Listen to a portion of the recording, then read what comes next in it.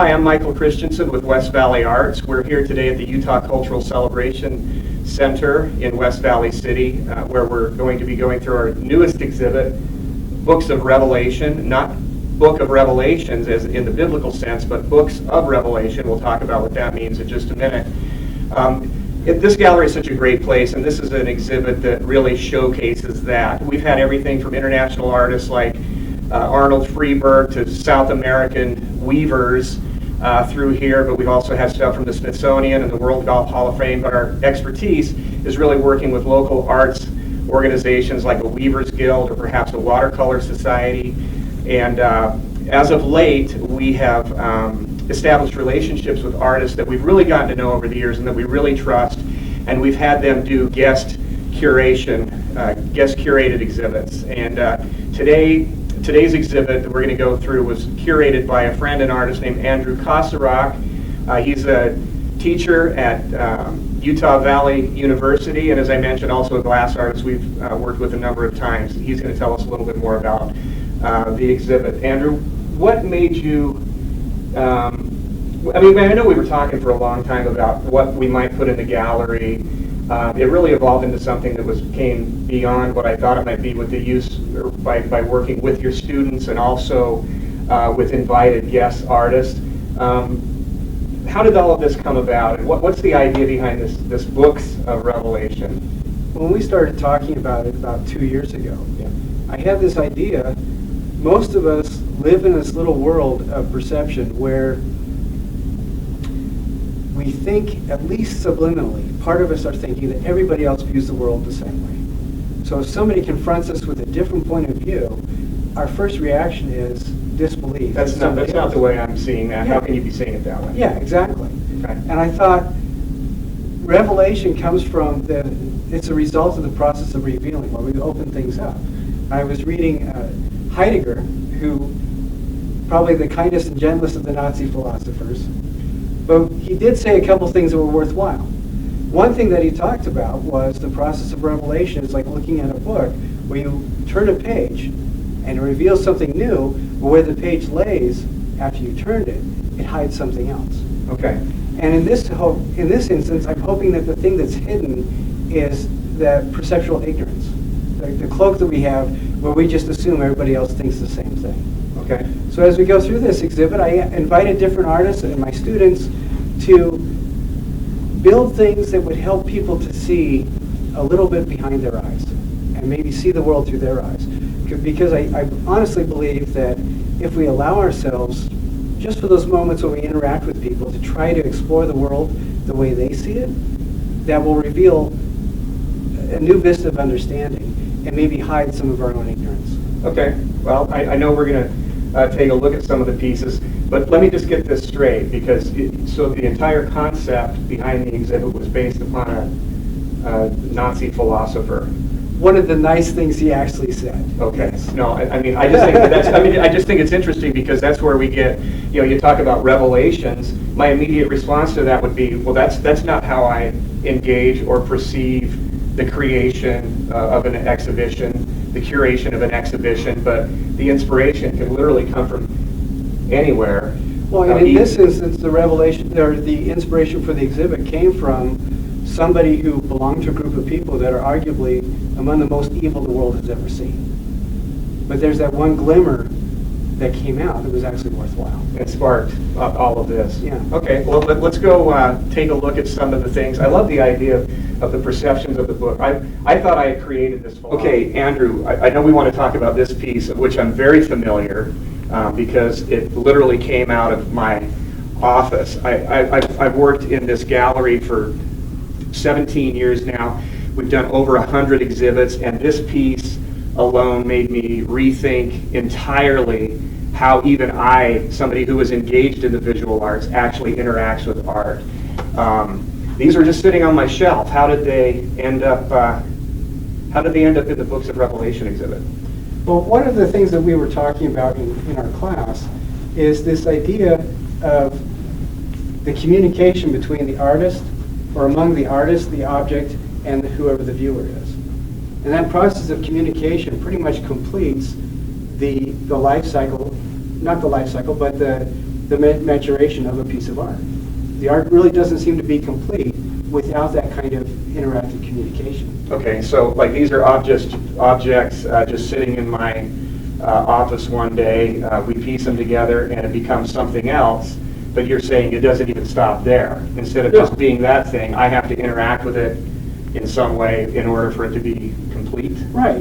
Okay. And the way we tried to force that interaction was by obligating you to come up with a new title for it every week. Oh, yeah, this is great. I forgot that we had talked about this. Now, normally we would have title cards here with the artist's name, the medium, and all of that. But because of everything that's happened in our community, with the coronavirus and the earthquakes and everything else, we weren't able to quite get to that part. But yeah, the idea here is that we were going to have a title card on this, and then every week come in and then just call it something else. So, I might interact with it differently. Like, what would you title this right now?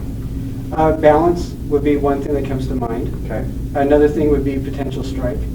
All of these are pretty obvious. Which immediately made me interact with it in two different ways. Right. Balance makes me respond to it one way, but potential strike completely makes me shift and think about interacting it with another way.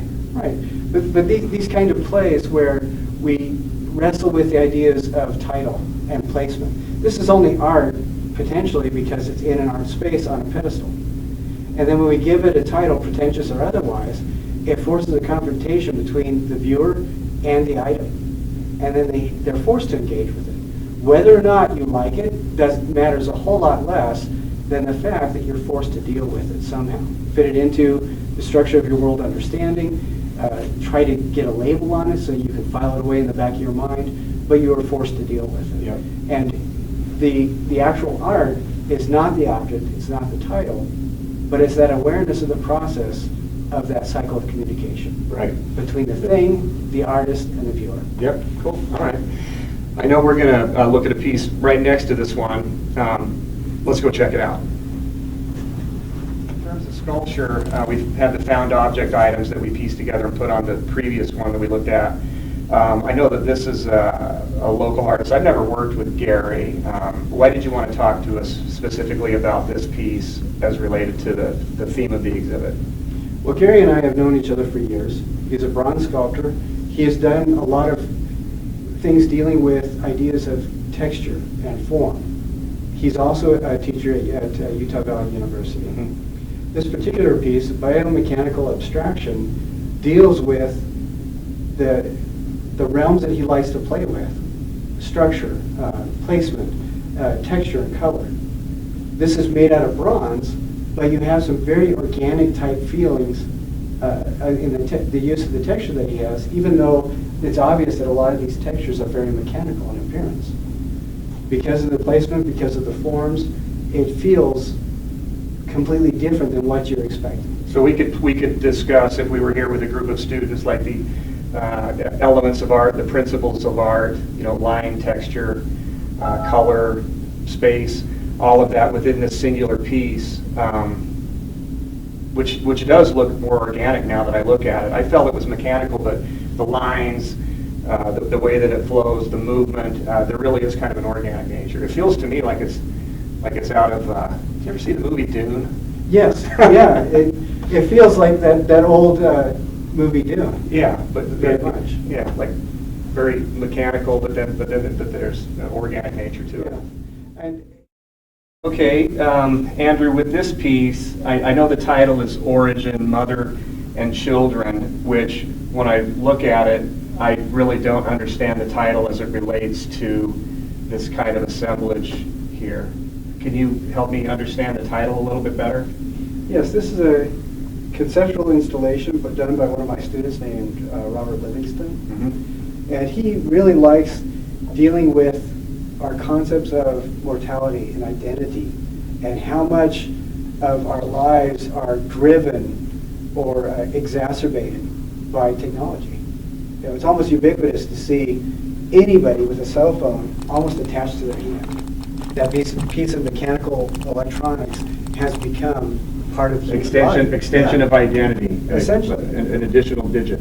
Yeah, I think so. And so what he's dealing with is like constructing a really finely rendered drawing with guitar strings that look reminiscent of, well, he drew in images of the Madonna and saints. So you have the halo, you have the person in the holy rapture state.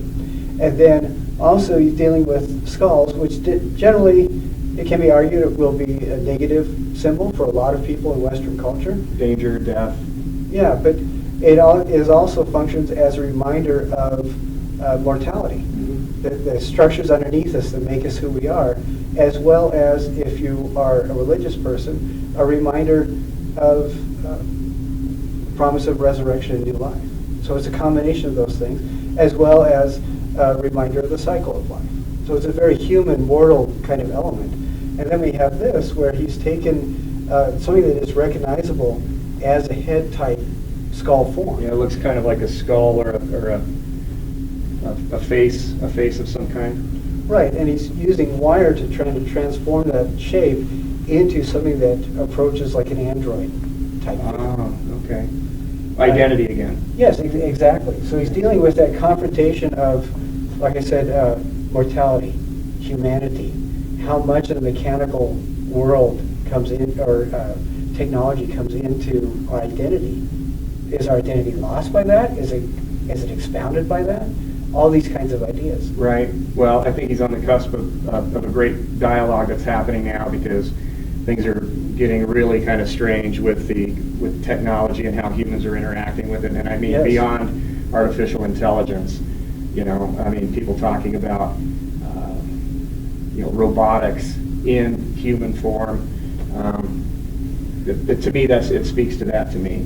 Now that you mentioned that figure that way. Yeah, another facet of that also is, in light of the current situation, switching to online courses, where the interaction between person and person now has to process through layers, levels, and funnels of technology. Right. We might add that we're doing this during the lockdown. All the schools have been shut down, and so Andrew's been teaching his art courses online, which is, I imagine, it's got to be very it's completely interesting and different type and difficult. Of teaching. Yeah. All right. I love how this is suspended too. That was a great idea. It changes the dynamic of the whole thing. Makes it feel ethereal in a way. Well, one thing I like about that is by suspending it, it remains active. We're waiting for something else to happen, at least subliminally. But I also like the lighting, because you can see that the texture built up by the wire is emphasized through the shadow. Right. And adds another visual element that's just kind of fun to look at. Yeah, I guess that would be another commentary too on making us be a part of the sculpture and our interactions with it. Yes, I think so. All right, cool. Let's look at, we had another one over here we wanted to check out. Oh, I wanted to talk about this really quick though. So earlier we were talking about how we interact with the pieces, and that's what makes them art, makes us think about, is it art, is it not art? I literally thought that these were going to be like a piece we're going to look at later, that were just flip-flops that we put on a pedestal. Well, they look like flip-flops. Precisely, right? Yeah. I mean, so there's, okay, we can call this realism, but then I realized, and I know you're not supposed to touch sculptures, don't touch the artwork. Well, you're the curator, and you have been for years. Well, you're the curator, I just installed the thing. Okay. So, but I picked this up and was shocked to find out that, no, this is actually formed. It's a piece of ceramic done by a BYU sculptor and teacher there, Brian Christensen, no relation. And to me, that was just fascinating because, again, I'm thinking about how I interact with the objects here in the gallery. And is it art just because it's on a pedestal? Or is it art because it's a form made out of a ceramic? If it were just a piece of, if it were just store-bought and well-used flip-flops here on a pedestal, would that still be considered art, or is it only because it's created by an artist and made out of ceramic? Well, I think one of the things that he's doing too that is really interesting to me is that it takes a lot of time. Brian and I have known each other for years. He is a world-recognized ceramicist. I mean, he really knows his stuff. And spending the kind of energy and time to get these so that they are photorealistic, to the level of texture and detail that he's put in, that's a lot of effort, and it monumentalizes the idea somehow. So by placing it on a different conceptual level, this isn't just stuff you find in a closet. He's monumentalized these ideas of flip-flops. Honestly, what does that do to it? what does that do to the meaning? You're forced to confront it in yet a different way. Yeah, we Because have it to. obviously means something very special to somebody. Yeah, absolutely. Anyway, I end up loving this piece. And certainly there's a sense of whimsy to this piece as compared to some of the other Yes, Christensen exactly. pieces that we'll Right. see as we go through the tour. Okay. We're back here with Andrew. Andrew, as I was installing this, I really had a hard time interacting with this piece because it's not a painting, and it's not really a medium that I can understand. It looks kind of like it's relief work, but I don't know what the material is. And I know the title has something to do with musings on a piano or something, but I really had a hard time understanding or interacting with this piece. It just felt like I didn't connect with it. It was just odd to me in a little way. Can you help me maybe understand a little bit better? Yes, this is Laura Erickson's piece, Read Between the Lines, Musings on a Piano. And I really like what she does. She blends those lines, like what you were talking about. It's not quite a painting, but It's like she's got like little impressions of things Right. in like paste or something. I don't know. yeah, this looks like a medium similar to plaster. Plaster. It can function as a painting, but it can also function as a bas-relief because you have this very strong structural quality, and it also functions as a collage. So it's this kind of fun blend of all of those kinds of things. But whether or not you understand it, that mix of textures and blurring your expectations kind of forces you to deal with it, doesn't it? But yeah, it does, and I appreciate that. But why piano? I'm not entirely sure why the piano would be an important thing, but one thing that I really like about it, though, is that the piano, of course, represents sound, classical sound. Mm-hmm. And painting, this kind of two-dimensional thing, makes us think of paintings, which is classical representational art. And it's kind of a blending of those two expectations again. One thing that I really like about this is she's taken a piano apart, and each of these shapes come from elements within the piano. Ah, okay. Now You can see the striker pads. Okay. You can see the strikers. You can see those gears, the Yeah. different things. Yeah. Okay. And the color. The piece that hits the string. Right, the hammers. Yeah, the hammers. Right. Right. And she has these screws, the screw heads, the keys up here. The ivory keys. Now I see that, but I didn't before. Now I'm totally interacting with it in a completely But different way. just a little bit of information forces you to deal with that. And another thing that I really like about this is we talked a little bit about how it reflects parts of what make it a painting, the color and different things. It's actually bits of felt coming from the hammers and the rust from the nails, rust from the pins that come through and are bled onto the medium that she's used to press it into. See, that's so wild because I see the color now and I see the shapes now that they're pulled from the piano. But before I just called it kind of the white piece, right? Right. But now it's that much more meaningful. Again, the page was turned and Exactly. the new thing has been revealed. Something's opened up. There you And sometimes when people look at art, they'll give it maybe 3 seconds. That's one of the average view times for people looking at art for the first time in the Louvre. You've traveled all the way across the world, and you're spending 3 seconds in front of each painting. Yeah. But Sprint through. Exactly. And so we're only left with initial impressions. But if we take the time, a lot of visual communication is done with vocabulary similar to the artist that's involved. And our responsibility as viewers is to, I think, give the artist a chance and try to expand our visual vocabulary. Sometimes when we can look at things, 3 seconds is the length of time of the average goldfish. That's how much they can concentrate on something, or less than that. I think that we owe it to ourselves as human beings to be a little bit more than goldfish. But I think when we see something, if we don't understand it, at least give the benefit of the doubt to the artist, allowing you permission to yourself to spend just that moment of time to maybe look at it a little bit closer. Because now as we look at it for another couple of seconds, we can suddenly see, yeah, these are the striking hammers. Mm-hmm. We can see these are piano keys. Mm-hmm. And then that resonates a little bit different. Knowing that they're striking hammers, that we can see, oh, that color isn't just applied pigment, that's actually the felt that's torn off. Or that's the rust. that's been peeled from the screw. And then we become engaged with it a little bit more. I still doubt that we'll be able to have full command of the visual vocabulary being used by the artist, but it does help us to expand our own understanding a little bit more. Again, like that page being turned. Absolutely. Well, thank you for helping me understand that better. Apparently I had the goldfish 3 seconds the first time I viewed it, and now spending a little bit more time, it looks a lot better. I know we want to look at this one too. I know this is a student work, and I reacted to it pretty strongly, based upon this being a hyper politicized environment we're in, red states, blue states. What can you tell us about this piece? This is done by the student Sid Henkel. It's called Red and Blue, and he wanted to kind of address that idea of the division is only the color of the politics. Everybody wants the same kind of thing.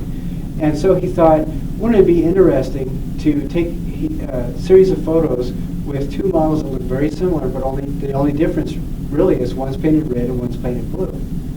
And he wanted to address that idea, if people step aside from those assumptions we make about polarities with politics and view each other as human beings, how would that affect things, as opposed to confronting ideas and using polarizing and abrasive language to separate and even polarize things more than originally they were.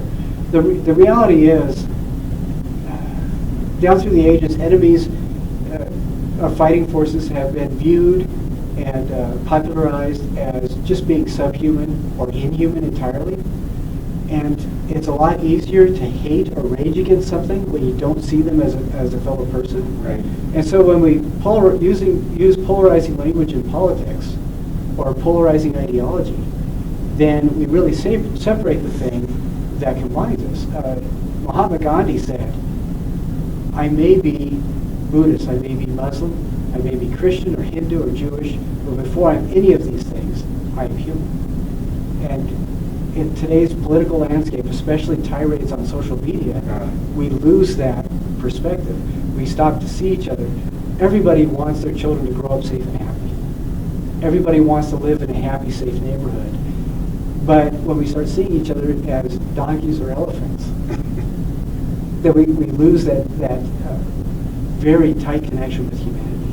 And I think Sid is addressing this and dealing with it in a very tasteful way. He's not over the head. Yeah, it's not confrontational. It's not like he's saying that he's got it figured out and he's going to kind of lecture you. He's, again, letting you open the book, read this as text, and then respond to it. So we still get the interaction of the artist, the execution of the piece, and of the viewer. Yeah, I don't feel like I'm being beaten over the head or lectured or made to feel uncomfortable by it, but it is thought-provoking. And I think it's a really good conceptual piece addressing something that is a very divisive landscape. Absolutely. That was one thing we talked about a little bit. We mentioned Robert Livingston's conceptual piece. There are a couple of things in here. A conceptual piece is something where the sculptor is not producing the medium as the final result. He or she is using the media to sculpt the thought process of the viewers that are interacting with it. So we're actually looking at a sculptor who's sculpting with ideas. Nice. I get that. Okay, let's look at another piece. I know we want to look at this one over here, so have some good things to say about it. There. Okay, Andrew, I know that this was one of your favorite pieces when we were doing the installation. You mentioned it a couple times. We all know that color is a really important part of creativity and the artistic process. But what can you tell me about this student or this piece and what he or she's trying to accomplish with the idea of color? This is an example of another conceptual piece put together by one of my students. Her name is Esther Beck. The title of it is Hue Story. These are actually color samples from paint chips from any, like Lowe's or Home Depot or any type of store like that. But they are the colors of the favorite colors of the artists that participated in the show. That's where this is drawn from. And she's dealing with issues I'm sorry. So each student in your class chose their favorite color from the paint swatch, and she assembled it in a way? Yeah, each of the artists that were invited to participate in the show were asked to supply us with their favorite colors. And then Esther used those to put this together. Okay, so they could choose more than one. I was going to count those up and say, that's a lot of participants in the show. But- Each person picked anywhere from 3 to 8 colors. Okay, I gotcha. And one of the things that she was exploring is, yeah, we talk about favorite colors, we talk about the colors that we wear, but there's also meanings of colors. These meanings are primarily drawn from a Western perspective, but every culture has certain sacred associations with the use of color. Right. And they will mean sometimes the same thing from culture to culture, and sometimes completely different things from one culture to another. And if you can't really zoom in on this and see what it is, it says color meanings, and it's got a list of all the elementary colors that we would see in art, and it's negative and positive connotations. I'm interested in, it's almost like she's got mini compositions in the larger piece, the way she's used certain color palettes to create individual sections. Well, and some of these represent things like, if this artist said they liked blue, then it would be several different shades of blue. Mm-hmm. If this artist said that they liked gray and black and turquoise, then she put that together. So these are roughly associated with specific individuals. That makes even better sense for me. Once again, now I'm interacting with it in a different way. I thought maybe as a contributor I would have a piece, throughout the entire thing. But you're saying each section that I'm looking at is an individual. Yeah, that makes perfect sense now. And if this person wrote light green and orange, then it really, when you're translating the written medium to a visual structure, that really doesn't give you a lot of information. So that's why she drew from several different kinds of light green and several different types of orange. All right. Clever. Be really interesting to see this if we had like an Eastern rather than a Western perspective on the color and what it means, and Yes. if that would change how, again, How we perceive it, how we respond to it and interact with it. yeah. And then she also included this. This is a frame of potential, since we're in the situation we are right now. But this was intended for people to write down the colors that they respond to, that they like, that they dislike, the colors that are their favorites, for example, what they like to wear, and maybe even how they respond to those colors as well. So it's all a different way of engaging a person with the piece itself, but also with the thoughts associated with the piece. So again, as a conceptual piece, she's sculpting with the thoughts and ideas that are registered on the viewer that confronts it. Nice. I love the interactive piece too. Okay. Let's look at another one of Christensen's pieces. I know we wanted to talk.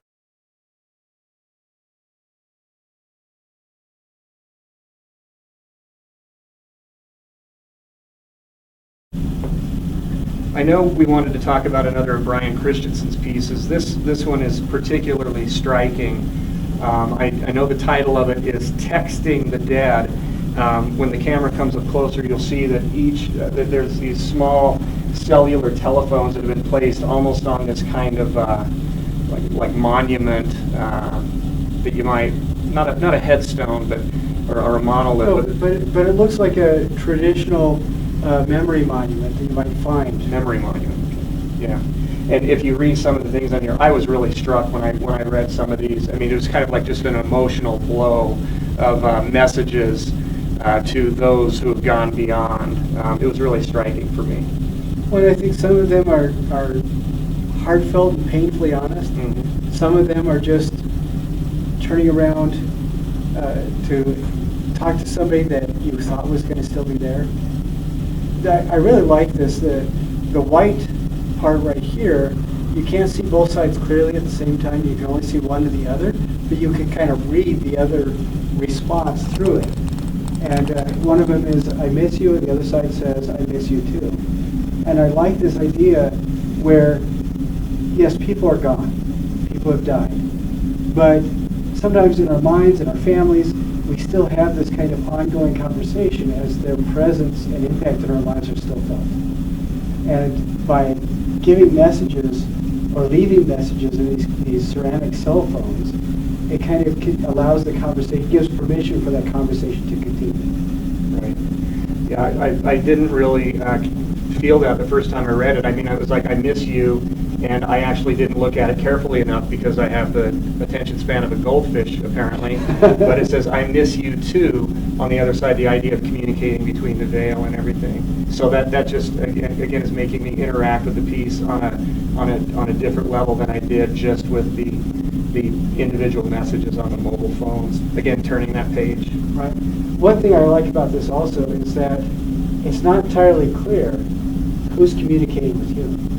Is the I miss you message from the other side, and this our response? And are these cell phones, are the reason that the message is on the cell phone is that the only way the departed person can communicate with us? And I like that kind of idea as well, because maybe great-grandpa is saying to us, I'm sorry you didn't make it to Colorado. I like that layer to the idea as well. See, and I interpreted that one in a way that was somebody in the real world texting, sorry you didn't make it to Colorado, and the reason they didn't make it was actually because of their texting. And then my mind went off into this whole narrative about dangers of texting and driving and everything else. But I think I like your interpretation better. Well, I actually have a friend who's a folklorist who tells a story about a cell phone that had lost its charge and hadn't worked for 2 years, that started calling him. Really? And so that's why I was thinking maybe these could also be conversation starters from the other side to us. From the other side. Okay, now I have to ask who your folklorist friend is. His name is Danny Stewart. Danny Stewart. Okay, I'll have to check him out. Okay, let's move on. All right.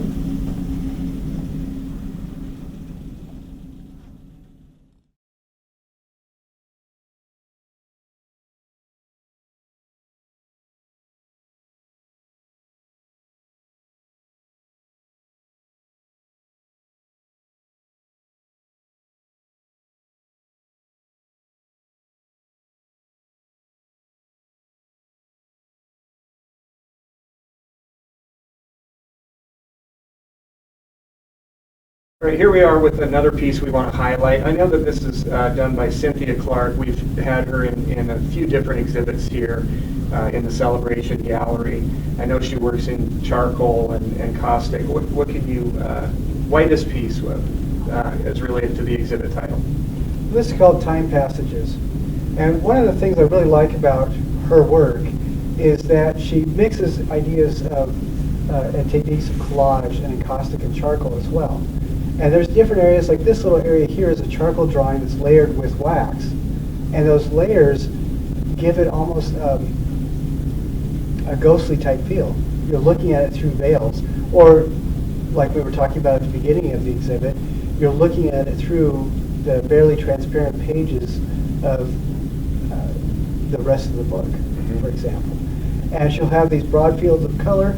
She'll have very intricate little passages where you can make out most of the shapes, kind of, sort of. And it really forces you to interact with the piece and try to form interpretations of the shapes and the volumes that she's using. Like, for example, this little structure, it looks like, to me, it could be an architectural passage. Since this is called passages of time or time passages, one of the things it makes me think of is when you're driving down these highways, you'll see the really old abandoned buildings.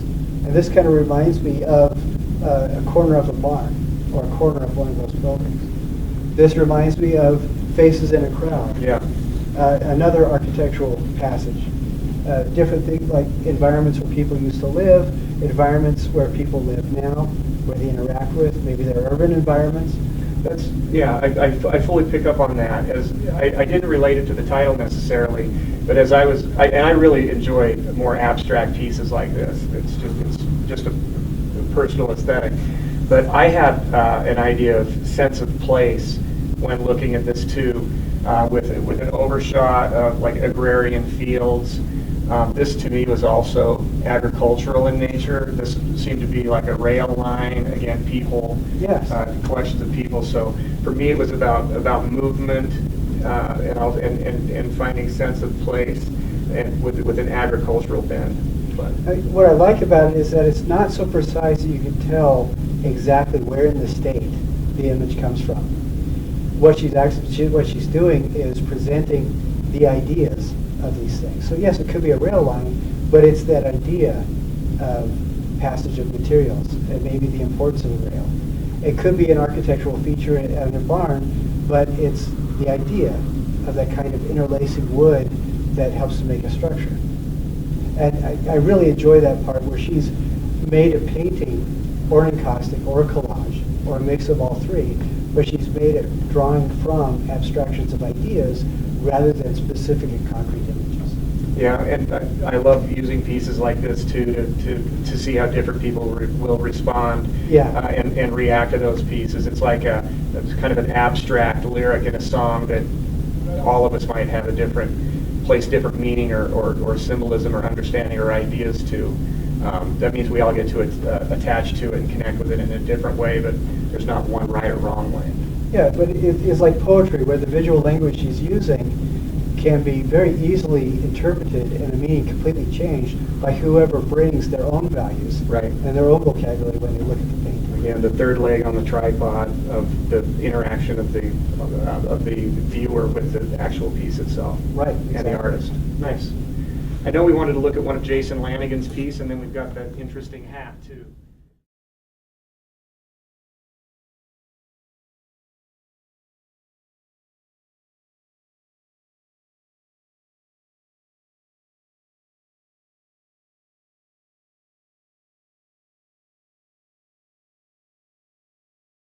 Particular piece, Andrew. This is titled Piece of the True Barbie, and this is done in the style of a medieval reliquary. Which is? A reliquary is usually a very fanciful box. It takes a lot of energy and time and craftsmanship to put it together, but it's used as a celebration space and guard for a relic, an item where people attach meaning to because it reminds them of something that someone has done, or it reminds them of an event that's strikingly important. For example, a lot of the medieval Christian reliquaries will have physical parts of saints. Like bones. Like bones, like finger bones, for example. Or they will have, they'll celebrate, one of the big ones, big draws historically was a piece of the true cross, where it's supposedly slivers of wood that came off of the cross that was actually used. But I've seen those from both the cross for Jesus, but also the cross for Peter. Different things like that. And it's a way of presenting something in a special manner to incite reverence and to support or prove the devotion of the person whose faith is represented. Okay, so I fully understand that. So, but how do we get from something that's sacred, like saints' bones or splinters from the real cross, into these special boxes that are reverent and honored, into something like a piece of a doll's arm that's trying to accomplish the same thing? This seems really pop culture-y to me, rather than something that is more reverent. Well, Jason has been a sculptor for years and years. He's also an ordained minister, and he's a father. He's a family man. He is also a professor at Utah Valley University, and his responsibility right now is over the sculpture program. And over the years, he's been very interested in things like genealogy and personal history. And he's been aware that sometimes we have a tendency as human beings to elevate material from the past to a point where it almost becomes inviolate, where it almost becomes religious. Okay. And he's kind of playing with that idea where we have this materially obsessed culture as part of our culture, where we every Christmas time, families across the country bust a gut trying to find the exact right toy for a kid. And these toys become elevated with all the marketing that's done, with all the popularity associated with them. They become elevated where they almost seem to have a life of their own. Barbie started as a novelty doll in Germany and came to the U.S. and became trope associated with feminine values, and it became a standard fixture in any home that had daughters. And there are Barbie collections that are worth millions of dollars. There are Barbie presentations and doll presentations that are collectibles, that are collectible items, where it may cost $5 or $6 to actually produce and manufacture the doll, but by the time it goes through the collector's hands, it becomes worth thousands of dollars. And so there's an elevation of status from what is essentially a byproduct of the petroleum industry to something that people's lives are governed by. And he's just like Andy Warhol did this with soup cans and icons of Hollywood. Jason is kind of celebrating the same kind of, a little bit tongue-in-cheek, of course, sure, but that same kind of process with bits of our own physical culture as Americans. Nice. It makes me think about, like if I were to put together something, a collection of objects into some kind of reliquary format, what I would find meaningful to put in there, or what, something like this that is taking on a completely different level of meaning in our culture, to where it's almost like Mickey Mouse, right? Yes, exactly. Or something like that. It's become that iconographic symbol of people's identity. Once again, identity. Yes, exactly. And this was just pulled out of a little dog's mouth. That's what those little it's got marks on. teeth marks. Yeah, and by putting it in a presentation like this, it involves all those different. It brings all those different contexts together. Yes, it's a piece of Americana. Mm-hmm. It's a cultural icon in the U.S., but it also relates to many of our forebears came from Europe and had this kind of thing in their culture. But it's also a commentary on perhaps we are too materialistic and celebrating the material way more than it should be. Right. And it's all those different layers. And by the way, this is a bronze casting of his wife's arm. Oh. There you go. Nice. I like his work. Very well crafted. Okay. Let's talk about the hat. All right. Okay. Go ahead. Okay, I absolutely love this idea, Andrew, when you came to it. Similar to those two found objects that we call balance, the suspended The railroad spike, spike, over the piece of railroad tie. Similarly, this was just such an interesting idea, and I know that this is a hat that was actually left here at an event at the Cultural Center maybe a decade ago, and I've just had it hanging on a hook in my office for fun. And the idea that Andrew came to me with was, we're going to have a title of a piece, but rather than change the title of the piece, weekly I was to find something else in my office and replace it with a different object. What are you trying to achieve with that whole concept? Well, we talked about in this class with the students are participating in this exhibit, we talked about the idea of conceptual art, where you're sculpting with the ideas and perceptions of the person that you're interacting with, or the viewer.